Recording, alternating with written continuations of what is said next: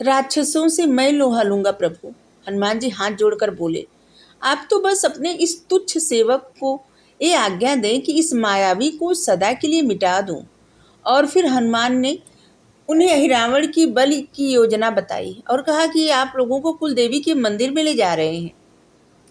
मैं जाकर उनसे सहायता की याचना करता हूँ। अब केवल आपका आशीर्वाद चाहिए। ये सुनकर भगवान रामचंद्र जी हनुमान जी से कहे, तुम मेरे सच्चे मित्र हो, जाओ, ईश्वर तुम्हें सफल करें।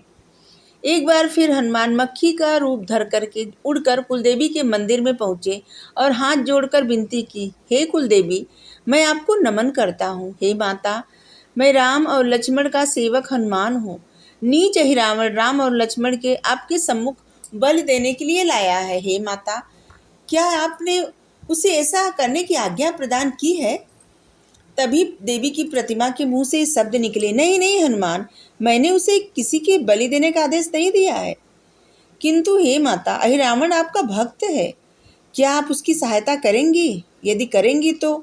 हनुमान जी जैसे कुछ रुक गए और उतावले होकर सुनना चाहते थे देवी माँ की बात। देवी माँ बोली, पहले मेरी बात सुनो। अहिरावण अपने शत्रुओं का विनाश करना चाहता है, इसीलिए वह उनकी बलि चढ़ा रहा है, न कि मुझे प्रसन्न करने के लिए। इसका अर्थ तो यह हुआ कि आप उसकी सहायता नहीं करेंगी। तो माता ने कहा, नहीं, कदापि नहीं। अब अहिरावण सज्जन और निर्दोष लोगों को सताने लगा। अब उसका अंत निकट है। अच्छा, हनुमान जी ने कहा, अच्छा, अब तब मुझे बताइए कि उसका वध किस प्रकार हो सकता है। तो माता ने कहा, ध्यान से सुनो हनुमान, राम और लक्ष्मण शीघ्र ही यहाँ लाए जाएंगे।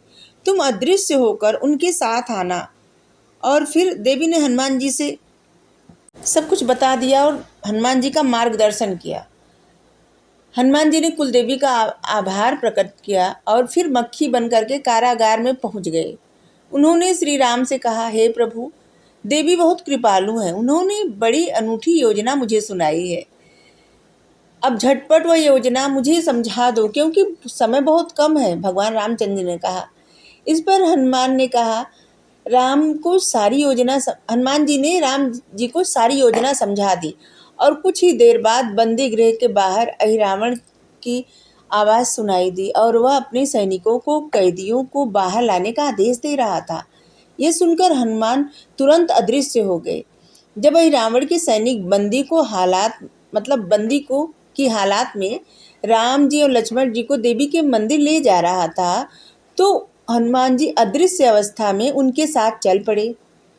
रामचंद्र जी और लक्ष्मण को बंदी हालात में देवी के सम्मुख लाया गया और उनकी विशालता देखकर अहिरावण ने एक जोर से अट्ठास लगाया और बोला, हंस के बोला, पराक्रमी राम, मेरे पिता से टक्कर लेने का दुस्साहस किया था तुमने किया था ना? आज तुम्हारा जीवन मेरे हाथों में है। अब शीघ्र ही तुम्हारी मृत्यु होगी। पिताजी का सीता से विवाह होगा। देवी पूजा प्रारंभ हुई। इतना वो कहा, इसके बाद देवी जी की पूजा शुरू हो गई। पूजा की थाली हाथ में लेकर अहिरावण ने कहा, हे सर्वशक्तिमान माता निकुंबला, मैं तुम्हें शीश नवाता हूँ। इसके बाद उसने एक सैनिक से तलवार ली और उसे शुद्ध करके देवी को समर्पित की। फिर उसने राम और लक्ष्मण से कहा, तुच्छ मानव, तुम्हारा धन्य भाग कि तुम देवी को समर्पित हो रहे हो, और जाओ उन्हें प्रणाम करो। किंतु दोनों भाई अपने स्थान से हिले तक नहीं। यह देख अहिरावण क्रोध से विफर उठा। क्यों, सुना नहीं तुमने? मैंने कहा, जाओ देवी की प्रतिमा के आगे सिर झुकाओ, जाओ, खड़े हो जाओ। हम अयोध्या के राजकुमार हैं। रामचंद्र जी बोले, हम अयोध्या के राजकुमार हैं। अरे कपटी अहिरावण, सब हमारे सामने शीश नवाते हैं। हम कभी किसी के सामने नतमस्तक नहीं हुए हैं। हम जानते ही नहीं कि शीश झुकाना होता कैसा है। पहले तुम करके दिखाओ, फिर हम करेंगे। लक्ष्मण जी ने कहा, हम जानते ही नहीं कि शीश कैसे झुकाया जाता है। तुम शीश झुका कर दिखाओ, फिर हम शीश झुकाएंगे। तब पता चलेगा कि शीश कैसे झुकाया जाता है, और तुमको देख करके हम शीश झुका लेंगे। तो कहा, ठीक है घमंडी मानव, पहले मैं ही शीश झुका के तुमको दिखाता हूँ।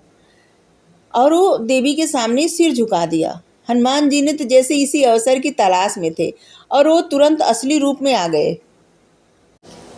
और फुर्ती से देवी की प्रतिमा के आगे रखी तलवार उठाई और अहिरावण की गर्दन पर तलवार का प्रहार कर दिया।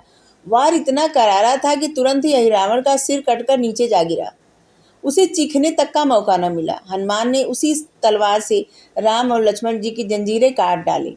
फिर वे राक्षसों के खबर लेने के आगे मतलब राक्षसों को रौद्र रूप धर के समाप्त कर दिए, सबको खत्म कर दिए। हनुमान जी ने राम और लक्ष्मण को अपने कंधे पर बिठाया और जिस सुरंग से होकर वे पाताल लोक से आए थे उसी से उड़ करके वापस चले गए। और कुछ ही देर में हनुमान जी राम और लक्ष्मण जी सहित बानर राज सुग्रीव के सामने उपस्थित थे। उन्हें देखकर बानर सेना में बहुत खुशी हुई और लोग नाचने गाने लगे। देवी निकुंभला यही उपाय बताए थे कि शीश न नवाए और जिससे अहिरावण शीश नवाए और उसकी हत्या कर मतलब उसका वध कर दिया जाए, हत्या नहीं वध। रामचंद्र जी ने सुग्रीव से कहा, मित्रों, अहिरावण मारा गया, अब रावण के पास एक भी योद्धा नहीं बचा है। कल उसे विवश होकर युद्ध करने आना ही पड़ेगा, तब मैं उसका वध करूंगा। अगले दिन रावण और राम का भयंकर युद्ध हुआ और जिसमें रावण मारा गया। इतना ही। Thank you. राधे राधे।